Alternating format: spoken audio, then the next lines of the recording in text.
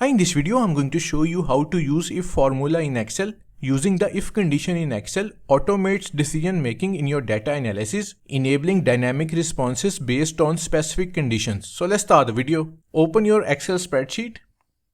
Here we have a list of students and their scores, and we want to label each score as pass or fail. Our passing mark is 50.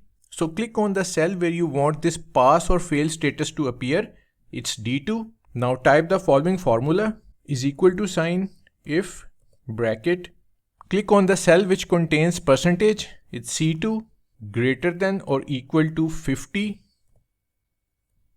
Then type pass, else type fail.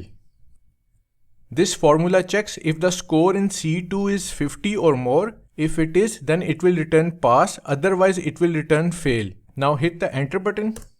Now simply drag the fill handle down to apply the formula to the rest of the cells.